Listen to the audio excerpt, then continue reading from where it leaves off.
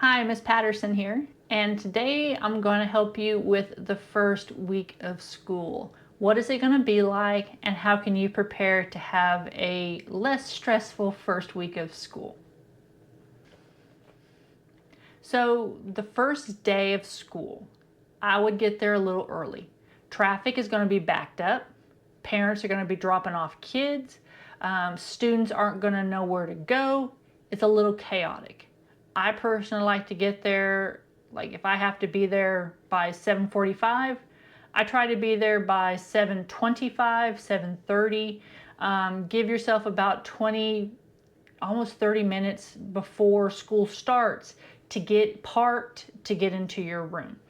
Once you are there in your room, put your stuff up. You need to get yourself a cup of coffee, glass of water, get a drink, because you are going to be doing a lot of talking this first day. So make sure you're prepared, ready to go. Use the restroom before you go, because you're starting to train a teacher bladder, and you only have certain times that you can actually take off and go to the restroom. So those are the times. So get something to drink, use the restroom. Then just take a moment and just breathe.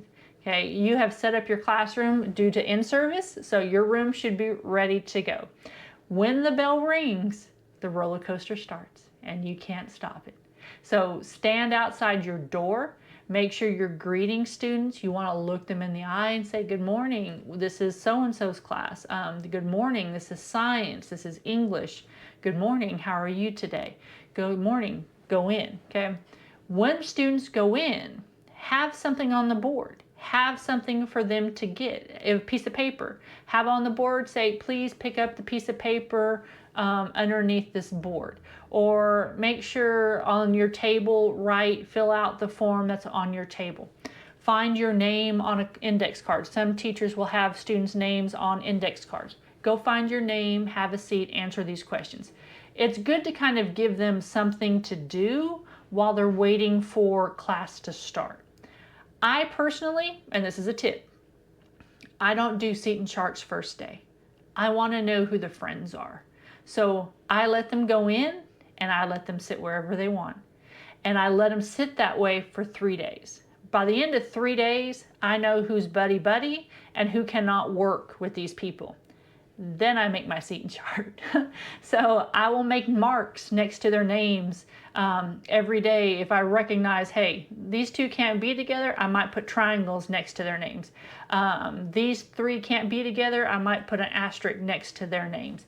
But I'm going to do some type of note, knowing that when I do my seating chart, I'm putting these students in places where they are not going to be near each other. I may not have all their names down, but I will recognize their face and I will know, hey, these two don't need to be sitting next to each other. That's just a little first year tip for you. I would also be ready with your computer on. I would have your roster out. I would have all these things ready to go. When the bell rings, usually you're out in the hall for a few more minutes, because you'll have scragglers. You'll have students that don't know where to go. They can't get into lockers. Oh Lord, if y'all have lockers, you're going to spend a good 2 weeks showing students how to open up their locker. I usually, when I was in a junior high, I had like 6 or 7 locks, and I would have the numbers on the back, and we would spend like the first day, I would pass these out and they would have to learn how to open up these locks. That took about 5 minutes of time, but let me tell you, it helped out so much. So that's another little icebreaker opener. You might have some locks put around for them to have to try to unlock and open. When the bell rings, then you go in, you look at your roster, and you'll start taking roll. I usually will say, hey, okay, if I don't say your name correctly, I apologize, I'm learning. But if you do decide to go by another name besides what I call you, please tell me. If I mispronounce your name, please let me know. And if they do say, hey, my name is, instead of Caesar, it might be Cesar, I'll just phonetically write next to it Cesar. And I do this on my seating charts too. So if ever I have a sub, they know that I will spell out Cesar or Cesar over on one side and let the sub be able to say it the proper way too.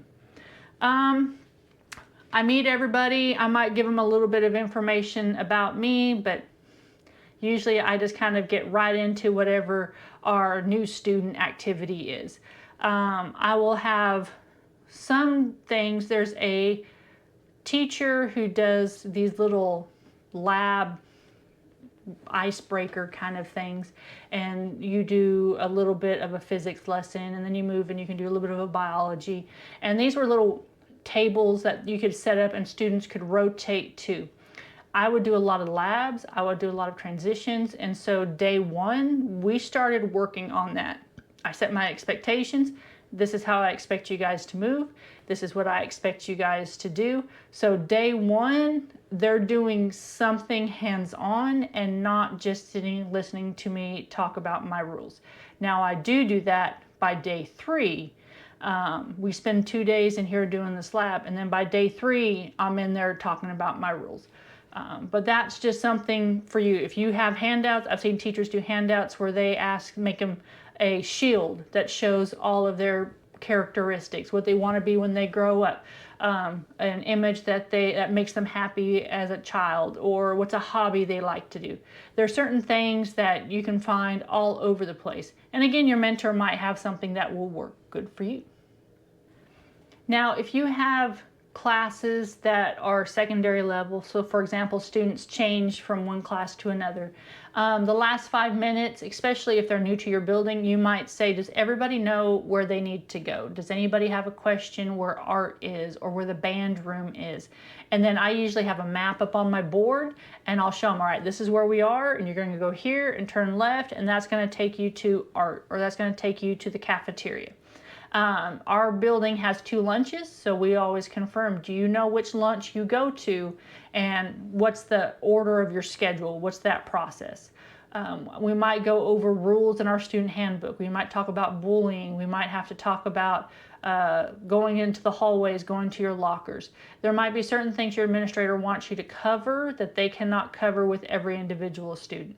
So be aware of that. This first week is a lot of getting procedures implemented and started. Make sure that students are expected to do something as soon as they walk in the door.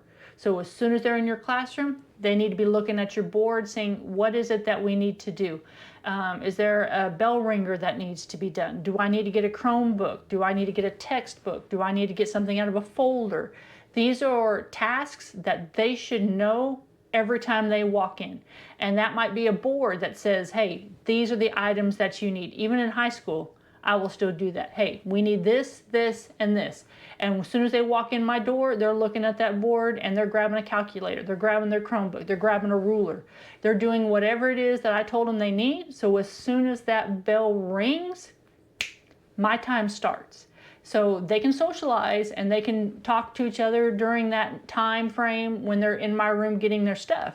But as soon as that bell rings, my time starts. I don't have time for them to get up and go sharpen pencils and get a ruler and that's 5 minutes taken out of my class period. And at the end of the year, that's almost like 10 days of school that they will miss if I do that every single class period. So I don't have that type of time to waste. So they have a procedure as soon as they walk in my door. And when you're doing procedures, make sure they notice that you notice if they don't have it. So for example, I would walk in, as soon as I'm shutting my door, I'm scanning my room. So-and-so, where's your notebook? So-and-so, where's your calculator? So-and-so, notebook, where's it at? It was on the board. And so it's just kind of pointing out at first, hey, we need to be looking at the board. This is where your information is. We need to make sure we're taking care of this every day. For the most part, you only have to do that a couple times and then everybody gets on board. But stick with it. If you walk in one day and someone doesn't have it, question them, say, hey, where's your stuff at? Hey, this was on the board. What's going on? Some of them might have left their book at home. So that's a time, most of the time when you get this really established, they're gonna come out to the hall where you're standing and like welcoming students into the room, do that every day. And as they're coming in the room, they might say, hey, I don't have my notebook today. I left it in my mom's car over the weekend. And it'd just be like, all right, well, just here's lined paper, go get the lined paper and we'll do your notes on that. So most of the time, if you have that expectation set, they're gonna come and tell you, and then you can work with them on that. So now we've made it through day 1 and day 2, and now we're finishing out this first week. So Wednesday, Thursday, Friday, you should be getting into your curriculum. You'll be starting working on activities, or you'll be getting into what you want your students to learn. By Monday of the following week, you should be in it. You should be ready for a quiz by the middle of that second week, going over certain things. And I would make sure that students understand that, hey, what we're doing now is not just fluff stuff. Like, we are learning, and this is my expectation. We will be quizzed over this, so make sure that you're paying attention. But that's basically your first week, and then you're rocking and rolling on that roller coaster, and it's not, you can't get off of it till May. So be ready for it. You'll do great. If you guys have any questions and anything that you want to ask that you think I can help with, put those questions in the comment. If your school starts out differently than kind of how ours is, I'm very curious, and I would love to know how your school starts. You guys have a great school year. You've got this. Best of luck. If you like this video, we'd appreciate it if you'd like and subscribe to our channel. Also, hit that notification bell so that you'll be notified when future videos come out. We'll see you guys next time.